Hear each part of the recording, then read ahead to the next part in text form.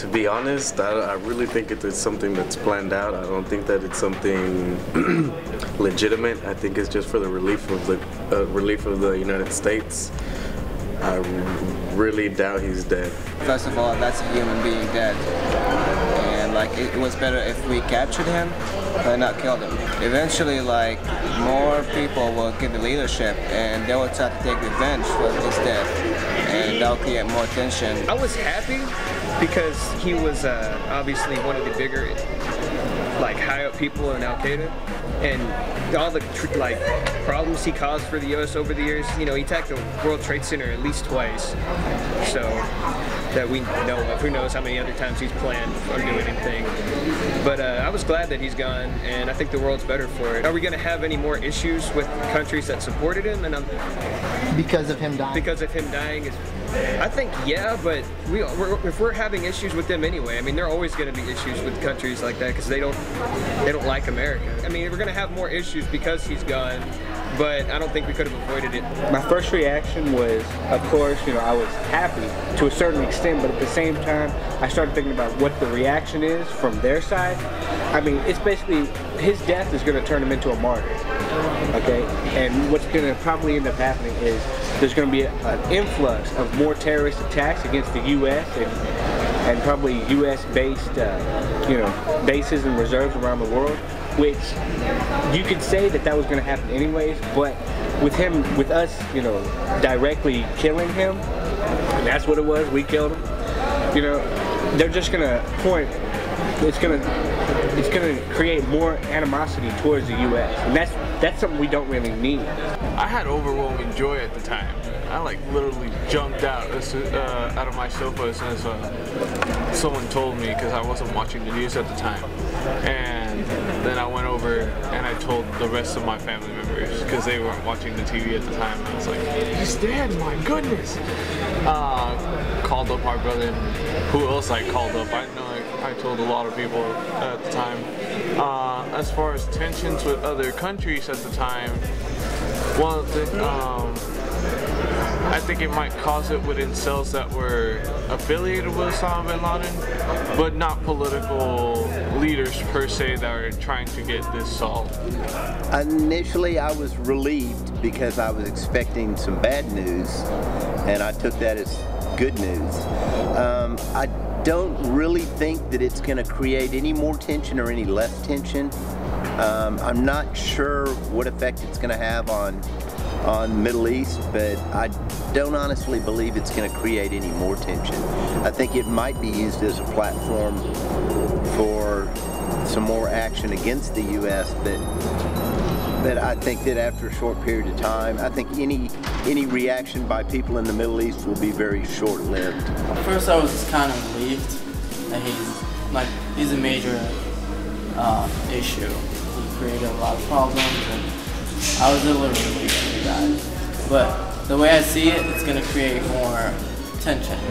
The reactions of other groups and terrorist groups are going to they're gonna try to avenge him, because there are already people that are moaning and crying and praying for him why he died. Their Pakistani peoples are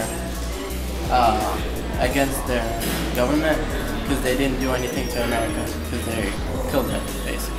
They wanted Pakistan to protect Osama bin Laden basically.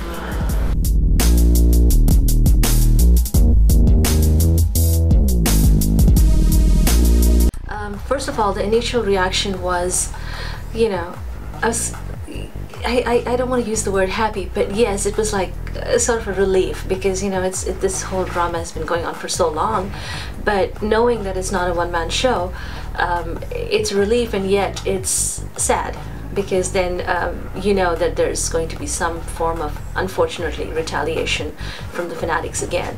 The family that I have living in Karachi, as soon as the news broke, everyone just was like in their houses. Nobody was going to work, schools were shut down, and suddenly the whole city stopped breathing, because everyone was like, oh my God, something's going to happen. And they knew that before it happened anywhere else, it was going to happen in Pakistan. And they've had so many targeted terrorism attacks from Al-Qaeda in that city. So for him to be found living in Pakistan and then killed there is just, it's bad for that country. It's not good. It's not good on many levels. And I think even now, from what I hear from my friends and family there, they're all just like waiting in anticipation. They're like, we know something's going to happen. We just don't know when. The borders of Afghanistan and Pakistan are so close, and it's so easy to cross borders. So if America is attacking Afghanistan and looking for him there, there's no way he's going to stay there. He's going to move over, obviously, and it's so easy to move over. And so it was, I think it was very expected. If you think about President Obama's speech, what did he say? He said that we killed Osama with no casualties on our end and minimum civilian casualties. He didn't say there were no civilian casualties. So somebody else obviously got killed there, but we don't know who it was. So again, the cover-up is, and I think that's the key of the matter. That makes people a little mad who are living in that area. They'll say, well, you want to get him, but don't kill our innocent people as well. We don't know who is Dewey, who his second in command is. I mean, we've got a lot of them, but we really don't know who the other faces are behind this, except him. And I refuse to believe that this was a one-man show. This is just not a one-man show. There are too many brains working behind this.